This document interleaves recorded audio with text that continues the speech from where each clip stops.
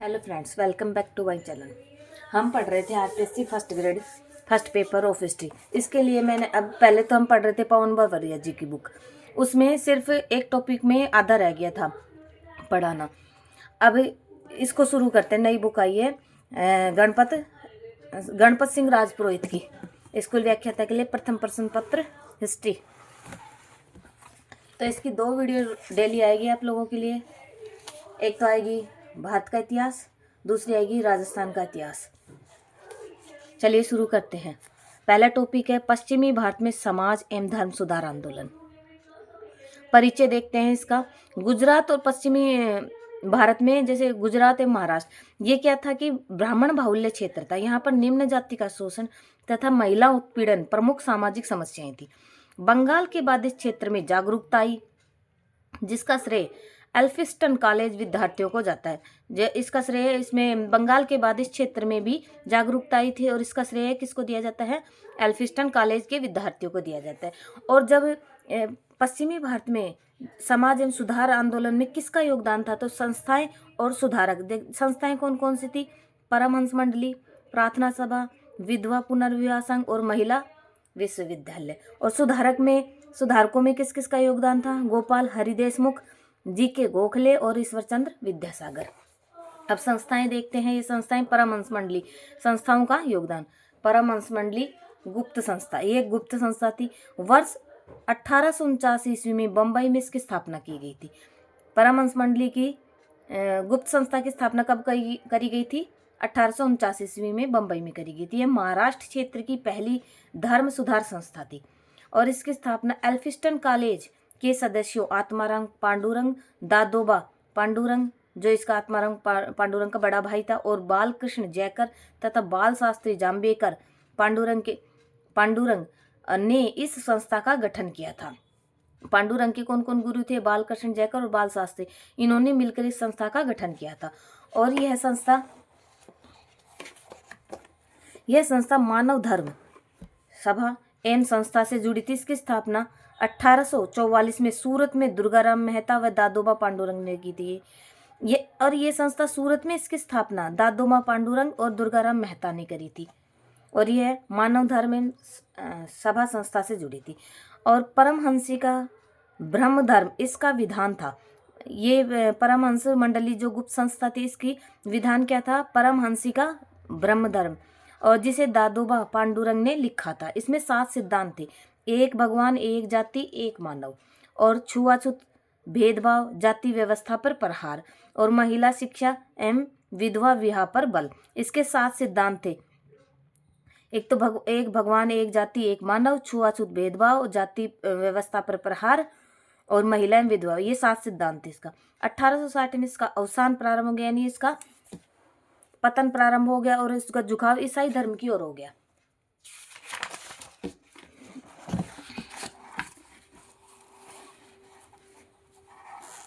प्रार्थना, अब दूसरी संस्था है प्रार्थना सभा। ये भी एक गुप्त संस्था थी। केशव चंद्र सेन ने जब 31 मार्च 1867 को बम्बई की यात्रा की, तब इनसे प्रभावित होकर आत्माराम पांडुरंग ने बम्बई में प्रार्थना सभा की स्थापना 1967 में करी थी। ये आत्माराम पांडुरंग ने प्रार्थना सभा की स्थापना 1867 में बम्बई में करी थी और किसकी प्रेरणा से करी थी? तो केशव चंद्र सेन की प्रेरणा से करी थी। जहां केशव चंद्र सेन का ब्रह्म समाज, जब ये इनका विभाजन हो गया था, ब्रह्म समाज जो दयानंद सरस्वती ने स्थापित करा था,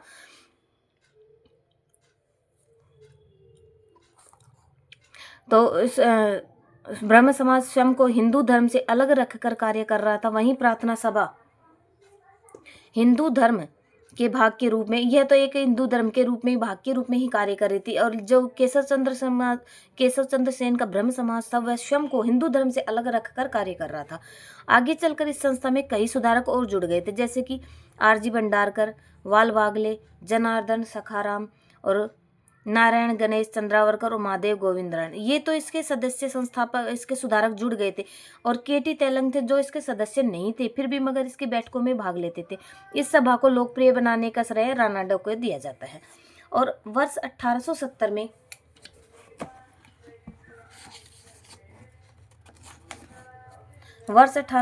में रानाडे संस्था से जुड़े थे। रानाडे कब जुड़े थे? 1870 में। और ये रानाडे के निम्न निम्न कार्य थे।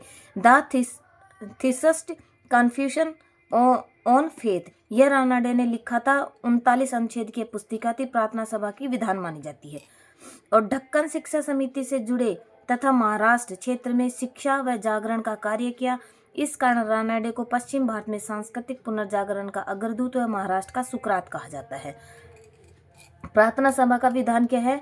The theist confession on faith, ये किसने लिखा था? रानाडे ने। और ये ढक्कन शिक्षा समिति से भी जुड़े थे, तो महाराष्ट्र शिक्षा के क्षेत्र में शिक्षा व जागरण का कार्य किया, इसलिए पश्चिमी भारत का सांस्कृतिक पुनर्जागरण का अग्रदूत कहा जाता है और महाराष्ट्र का सुकरात कहे जाते हैं। वर्ष 1887 में बम्बई में महादेव रानाडे एवं रघुनाथ राव ने प्रार्थना सभा तथा साधारण ब्रह्म सभा का विलय करके, ये जो महादेव गोविंद रानाडे एवं रघुनाथ राव ने प्रार्थना सभा और साधारण ब्रह्म सभा का विलय करके Indian social reform conference, Bharatiya Samaj सुधार सम्मेलन की स्थापना की थी और इसे भारतीय राष्ट्रीय कांग्रेस की सामाजिक शाखा बना दिया। और अब इसका सम्मेलन कांग्रेस के सम्मेलन के साथ होगा। पहला सम्मेलन 1887 में मद्रास में, और शपथ बाल विवाह न कराने की शपथ खाई थी। जो ये सम्मेलन बनाया गया था, दो संस्थाओं को मिलाकर, किस किस को मिलाकर? प्रार्थना सभा और साधारण ब्रह्म सभा को मिलाकर। और इसके भारतीय सुधार सम्मेलन, इसके क्या क्या वो थे? इसे भारतीय राष्ट्रीय कांग्रेस का सामाजिक शाखा बना दिया गया था और इसका सम्मेलन कांग्रेस के सम्मेलन के साथ ही होना था। पहला सम्मेलन हुआ था मद्रास में 1887 में, और इसमें यह शपथ ली गई थी कि बाल विवाह न कराने की शपथ ली गई थी। अब प्रार्थना सभा की जो शाखाएं, एक तो गुजरात, दक्षिण भारत और महाराष्ट्र में प्रार्थना समाज था। इसकी शाखाएं एक तो सूरत और अहमदाबाद में रणछोड़ लाल तेलंग, छोटे लाल और गोपाल हरि देशमुख और महिपत राम, ये गुजरात में जो इसकी शाखा बनी संस्थापक थे। कौन कौन? एक तो रणछोड़ लाल, छोटे लाल और गोपाल हरि देशमुख। और दक्षिण भारत में कुडपुर वीरेश लिंगम पुंतलू के द्वारा 1887 में राजमुंद्री में इसकी शाखा खोली थी। और महाराष्ट्र में बम्बई, कोलकाता और कई जगह इसकी शाखाएं हुई थी। अब देखते हैं विधवा पुनर्विवाह संघ। इसकी स्थापना वर्ष 1866 में बम्बई में की गई थी। विधवा पुनर्विवाह संघ की स्थापना कब करी गई थी? 1866 में बम्बई में करी गई थी। इसकी स्थापना विष्णु शास्त्री की थी। विधवा पुनर्विवाह संघ की स्थापना 1866 में बम्बई में और विष्णु शास्त्री ने की थी। इसके अध्यक्ष कौन थे? अप्पा साहिब थे। उपाध्यक्ष रघुनाथ राव थे और सचिव कौन थे? विष्णु शर्मा शास्त्री थे। 1853 में विष्णु शास्त्री के द्वारा इसकी स्थापना एनसीईआरटी बुक में क्या दिया गया है? 1853 में विष्णु शास्त्री के द्वारा स्थापना करी गई थी। और इस विधवा पुनर्विवाह की स्थापना 1866 में, इसी की एनसीईआरटी में क्या दिया गया डेट? ये 1853 और विष्णु शास्त्री के द्वारा। और 1866 में रानाडे ने स्थापना की थी और इसकी स्थापना का द्वारा पहला विधवा विवाह 1868 में संपन्न कराया गया था। अब देखते हैं प्रथम महिला विश्वविद्यालय। इसकी स्थापना धोंदू केसर कर्वे ने डीके कर्वे के द्वारा 1916 में पूना में की गई थी, जिसका मुख्यालय 1936 में। प्रथम महिला विश्वविद्यालय की स्थापना धोंदू केशव कर्वे ने डीके कर्वे के द्वारा 1916 में पूना में की गई थी, जिसका मुख्यालय 1936 में बम्बई में स्थापित किया गया था। और डीके कर्वे की आत्मकथा लुकिंग बैक 1936 अंग्रेजी में उल्लेख है, और एक मराठी में आत्मकथा है आत्मवृत्ति 1928 में। डीके कर्वे की दो आत्मकथाएं, एक तो कौन सी है? लुकिंग बैक, ये है जो अंग्रेजी में उल्लेख है 1936 की है, और मराठी में आत्मकथा आत्मवृत्ति 1928। यह भारत का पहला महिला विश्वविद्यालय था जो कि जापान के मॉडल पर आधारित था। आरंभ में इसका नाम महिला विश्वविद्यालय था। तत्पश्चात श्रीमती नाथीबाई दामोदर दासी ठाकर जी ने 15 लाख का दान दिया था, तब इसका नाम SNDT महिला विश्वविद्यालय कर दिया गया था। पहले तो इसका क्या नाम था? महिला विश्वविद्यालय। फिर इसमें जैसे कि नाथीबाई और दामोदर दास ठाकर जी ने 15 लाख का दान दिया था, तो इसका नाम क्या कर दिया गया था? इसका नाम बदलकर SNDT महिला विश्वविद्यालय कर दिया गया था। इसमें 5 विद्यार्थी थी जिनका 1921 में स्नातक पूर्ण हुआ था। इसमें लेडीज महिलाएं थी जिसमें 5 का 1921 में पूर्ण स्नातक पूर्ण करा था। और इसके प्रथम चांसलर कौन थे महिला विश्वविद्यालय के? RG भंडारकर तथा वाइस चांसलर आर्क प्रारंभ पे थे। अब देखते हैं डी.के. कर्वे का अन्य योगदान। वर्धा में 1893 में विडो मैरिज एसोसिएशन का गठन किया गया था। 1893 में डी.के. कर्वे के द्वारा विडो मैरिज एसोसिएशन का गठन किया गया था तथा स्वयं ने एक विधवा गोदूबाई से विवाह किया था। एक विधवा थी गोदूबाई, उससे विवाह किया था। और 1896 में पूना में Hindu widows Hindu house association विधवा आश्रम की भी स्थापना की थी। हिंदू विडो हाउस एसोसिएशन की स्थापना किसने? डी.के. कर्वे ने 1896 में पूना में करी थी।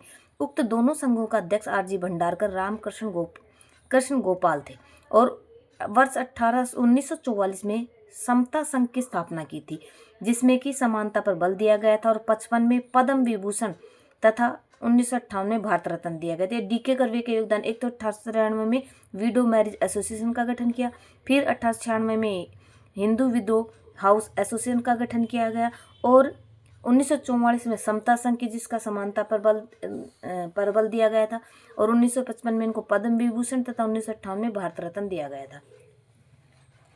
अब देखते हैं गोपाल हरि देशमुख जीवन परिचय। इनके पूर्वज कर अधिकारी थे और 1852 में मुंशी पे पद पे थे। कौन? गोपाल हरि देशमुख। और 1856 से 61 इनका इनाम आयोग के सहकारी आयुक्त नियुक्त किए गए थे। और 1880 में गवर्नर जनरल की अतिरिक्त परिषद के सदस्य थे और प्रथम दिल्ली दरबार में भी भाग लिया था और अहमदाबाद व नासिक में जज थे और 1884 में दीवान बने रतलाम के और उक्त पदों पर उत्कृष्ट सेवा के कारण जस्टिस ऑफ पीस तथा राय बहादुर की उपाधि दी गई थी। अब समाज सुधार में योगदान, प्रभाकर पत्रिका, इनका क्या योगदान था गोपाल हरि देशमुख? एक तो प्रभाकर पत्रिका 1848 में मराठी में साप्ताहिक पत्रिका आरंभ की गई थी। प्रभाकर पत्रिका गोपाल हरि देशमुख की 1848 में मराठी में थी, जो साप्ताहिक थी। इसमें सामाजिक, सामयिक, राजनीतिक लेख लिखे थे। इन लेखों में अपना कलम नाम लोकहितवादी लिखते थे। अपना नाम ये क्या लिखते थे? लोकहितवादी लिखते थे और इस कारण लोकहितवादी कहलाए। आगामी 2 वर्षों में 108 लेख लिखे, जिन्हें लोकहितवादी 30 शतपत्रे नाम से मराठी में प्रकाशित करा। लोकहितवादी 30 शतपत्रे नाम से मराठी में प्रकाशित करवाया था। इन्होंने अपने लेखों में गोपाल हरि देशमुख ने हिंदू धर्म में सुधार के 15 सिद्धांत दिए थे और कहा था कि अगर कोई धर्म सुधारकों को स्वीकार न करे तो उसे छोड़ना बेहतर है। एक तो महिला शिक्षा, स्वतंत्रता, विधवा विवाह, जाति व्यवस्था, छुआछूत उन्मूलन और मानवतावादी सोच, बाल और बहुविवाह का विरोध किया था। पुस्तकों का लेखन, कौन कौन सी पुस्तकों का? जाति भेद 1877 और गीता तत्व सुभाषित 1878, गीता शिक्षा का प्रसार और स्वाध्याय व अश्वलायन, गह्य सूत्र 1788, धार्मिक अनुष्ठानों की आलोचना, ग्राम रचना, गुजरात, सौराष्ट्र, श्रीलंका, पानीपत तथा राजस्थान का इतिहास लिखा। पत्रिकाओं का समाज, इंदु प्रकाश, विष्णु पंडित 1862 और ज्ञान प्रकाश। गुजराती में पत्रिकाएं कौन कौन सी थी? हितेशु, बुद्धिवर्धक सभा, विधवा पुनर्विवाह।